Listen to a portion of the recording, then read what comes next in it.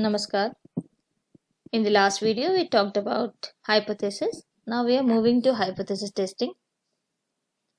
Hypothesis testing involves procedures which help us to decide whether the original hypothesis made may be accepted or rejected based on the information provided by the sample. We look at difference between our assumption and the evidences from the sample and then decide whether the difference are statistically significant to warrant the rejection of the original hypothesis. Coming to level of significance, this is very important concept in the context of hypothesis testing. It is always some percentage. Usually we take it as 5% or 1%, and in some cases we take it as 10% also, which should be chosen with great care, thought and reason. It is denoted by a alpha sign. In case we take the level of significance as 5%, then this implies that your null hypothesis will be rejected when the sampling result, that is the observed evidence, has a less than 0.05 probability of occurring if your null hypothesis is true. In other words, we can say that the 5% level of significance means the researcher is willing to take as much as a 5% risk of rejecting the null hypothesis when it happens to be true. See, if your level of significance is 5% you are taking, it means that there are 5% chances out of 100 that we reject the null hypothesis when it should have been accepted. That is, we are about 95% confident that we have made the right decisions. That is, if your level of significance is 5%, that means you are 95% confident. Okay. Similarly, if the 1% level of significance is taken, it means that there is only one chance out of 100 that we reject the null hypothesis when it should have been accepted. And we are about 99% confident that the decision made is correct.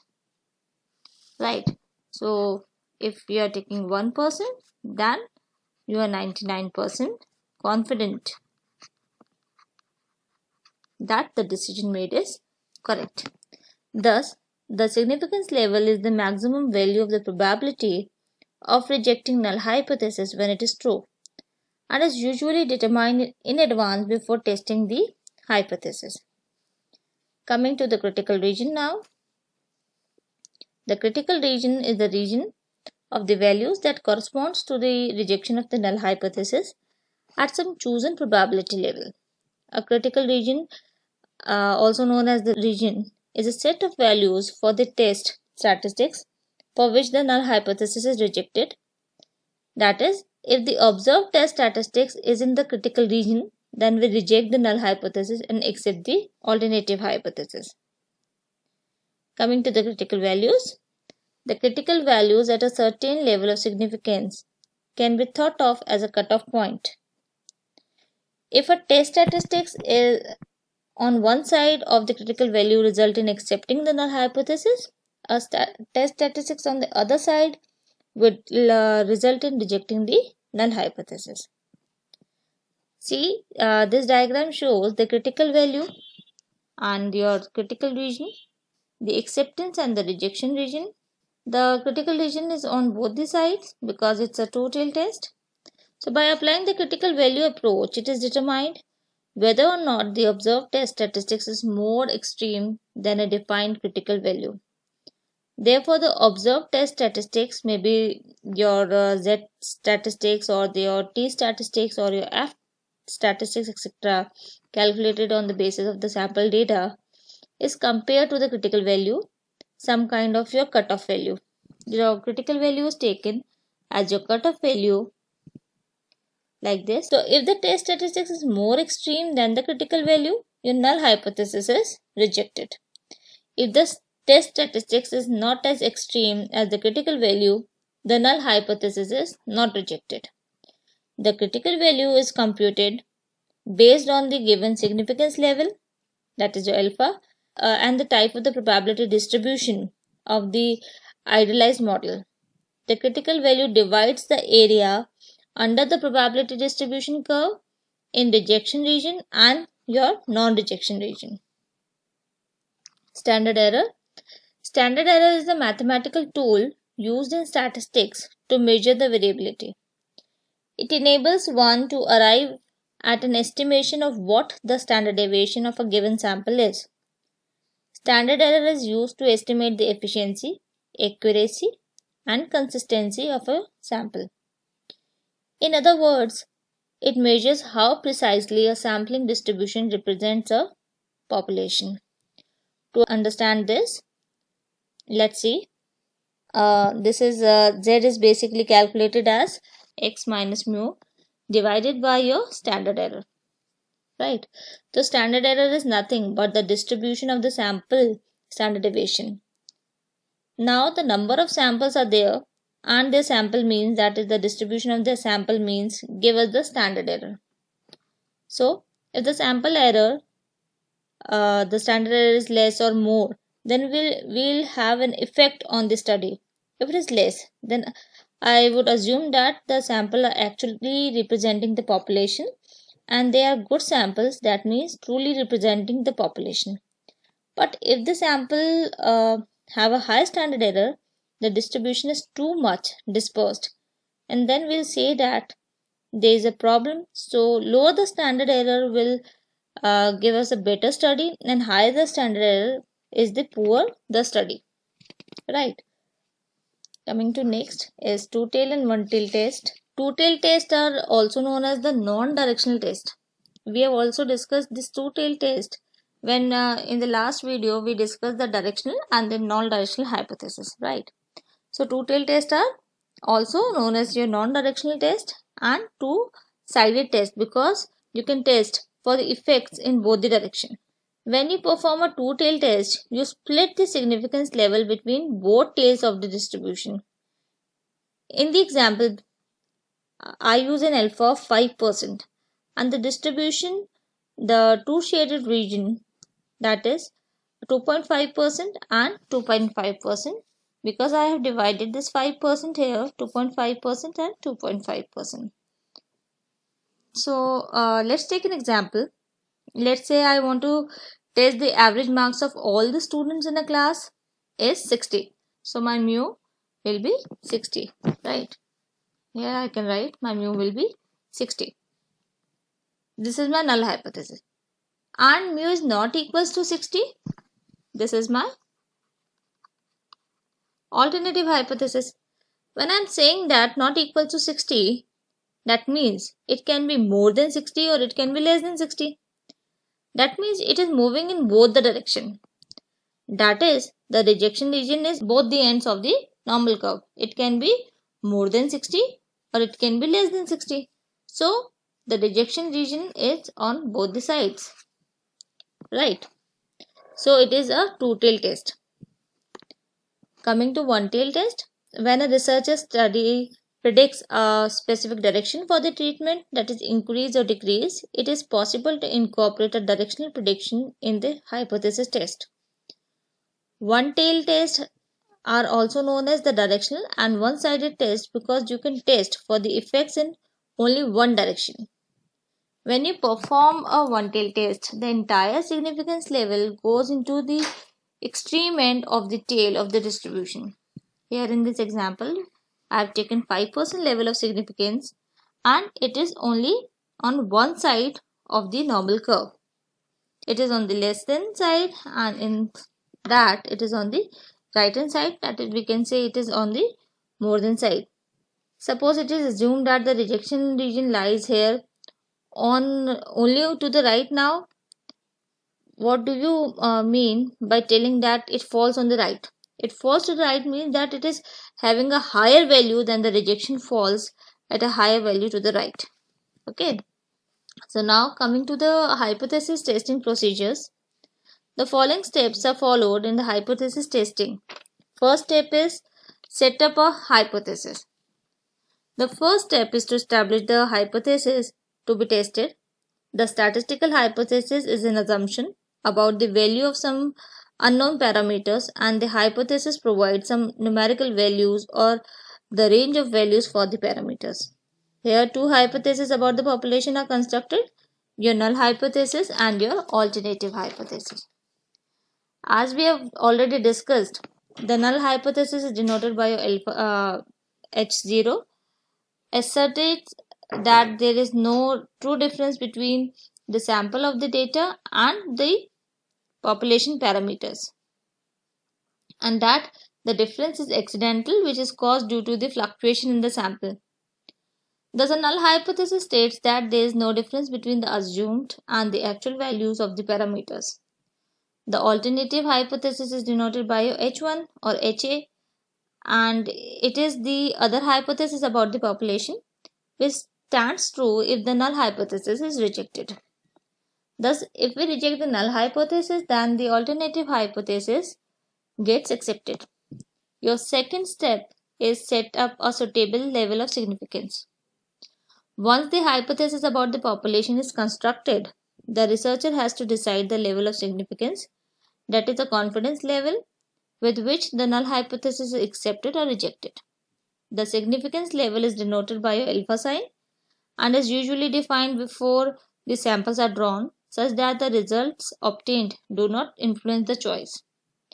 In practice, we either take 5%, 1%, or 10% level of significance, and this level of significance we have discussed 2 slides before only. The next step is determining a suitable test statistics. After the hypotheses are constructed and the significance level is decided upon, the next step is to determine a suitable test statistics and its distribution. The test statistics measure how close the samples have come to the null hypothesis. Most of the test statistics assume the form like we can write here: test statistics, this is equals to your sample statistics minus your hypothesized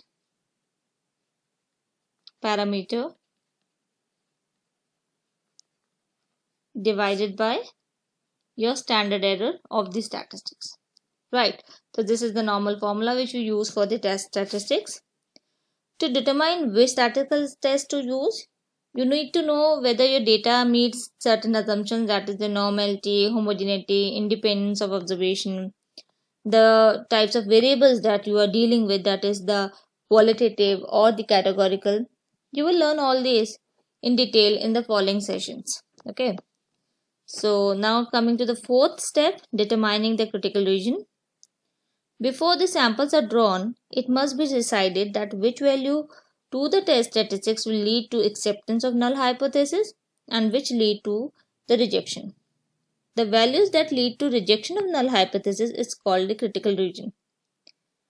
Next step is performing the computation. Once the critical region is identified, we compute several values for the random samples of size n. Then we will apply the formula of the test statistics as shown in the step 3 to check whether the sample result fall in the acceptance region or the rejection region. And the last step is to take the decision. Once all the steps are performed, the statistical conclusions can be drawn and the management can take the decisions. The decision the null hypothesis is accepted or rejected depends on whether the computed value falls in the acceptance region or the rejection region. Coming to next, the errors in hypothesis testing. The testing of a hypothesis become meaningless if any one of the aspects of your study, that is the design, your sampling procedure, the methods of data collected, analysis of the data, statistical procedure applied, or the conclusion drawn is faulty or inappropriate. This can result in erroneous verification of a hypothesis. Just because the sample mean the following treatments is different from the original mean and doesn't necessarily indicate the treatment have caused the change. Because the hypothesis test relies on the sample data and because the sample data are not completely reliable, there is always the risk that the misleading data will cause the hypothesis test to reach a wrong conclusion. The incorrect conclusions about the validity of a hypothesis may be drawn if the study size design selected is faulty, the sampling procedure adopted is faulty, the method of collection the data is inaccurate, the analysis is wrong, the statistical procedure applied are inappropriate, or the conclusion drawn are incorrect. So there are two types of errors in hypothesis testing, that is type 1 and type 2 error. A type 1 error is when we reject the null hypothesis when it is true. The symbol alpha is used to represent the type 1 error. This is the same alpha we used in the level of significance. By setting alpha as low as reasonable possible, we try to control the type 1 error through the level of significance. A type 1 error occurs when the sampling data appears to show a treatment effect when in fact there is none. In this case, the researcher will reject the null hypothesis and falsely conclude that the treatment has an effect. Type 1 error are caused by unusual, unrepresentative samples. Just by chance, the researcher selects an extreme sample with the result that the sample fall in the critical region, even though the treatment has no effect. A type 2 error is when we fail to reject the null hypothesis when it is true. The symbol beta is used to represent the type 2 error. A type 2 error occurs when the sampling data doesn't appear to have been affected by the treatment, when in fact the treatment doesn't have an effect. In case the researcher will fail to reject the null hypothesis and falsely conclude that the treatment doesn't have an effect, right? In general, type 1 error are considered more serious. One step in the hypothesis test procedure involves selecting the level of significance, which is the probability of rejecting the null hypothesis when it is correct. So the researcher can select the level of significance that minimizes the type 1 error. However, there is a mathematical relationship between your alpha, beta, and your sample size, that is your small n. The relationship is like as your level of significance increases, your beta decreases. That is, as your alpha increases, your beta decreases. As your alpha decreases, your beta increases. And as your sample size increases, your both alpha and beta will decrease. The natural inclination is to select the smallest possible value of alpha, thinking to minimize the possibility of causing a type 1 error. Unfortunately, this forces an increase in type 2 error. By making the rejection region too small, you may fail to reject the null hypothesis, when in fact it is false. Typically, we select the best sample size and the level of significance, automatically setting the beta. Power of test. A type 2 error beta is the probability of failing to reject a false null hypothesis. It follows that 1 minus beta is the probability of rejecting a false null hypothesis. This probability is identified as the power of test and is often used to gauge the test effectiveness in recognition that a null hypothesis is false. The probability that a fixed level of significance test will reject null hypothesis when a particular alternate value of the parameter is true is called the power of test. Power is also directly linked to the sample size. For example, suppose the null hypothesis is that the mean fish weight is 8.7 lb. Given sample data, level of significance is 5% and alternate weight of 9.2 lb, we can compute the power of test to reject the mu, that is 8.7 lb. If we have a small sample size, the power will be low. However, increasing the sample size will increase the power of test. Increasing the level of significance will also increase the power. A 5% test of significance will have a greater chance of rejecting the null hypothesis than a 1% test because the strength of the evidence required for the rejection is less. Decreasing the standard deviation has the same effect as increasing the sample size. There is more information about mu. So let's sum up. Hypothesis testing is an important activity of an empirical research. A well worked up hypothesis have the answer to the research question. For this, both the knowledge of the subject derived from the extensive review of the literature and working knowledge of the basic statistical concepts are desirable. It involves several steps, including specifying the null hypothesis and the alternative or the research hypothesis, selecting and computing an appropriate test statistics, setting up a decision rule, and drawing a conclusion. While we make a decision on the basis of the data analysis and testing of the significance difference, it may lead to wrong conclusion that will give us a type 1 or type 2 error. The maximum possibility of committing the type 1 error, which we use to specify in a test, is known as the level of significance. The critical value is the standard score that separates the rejection region, that is your alpha, from the rest of a given curve. So, this is all about hypothesis testing. Thank you very much.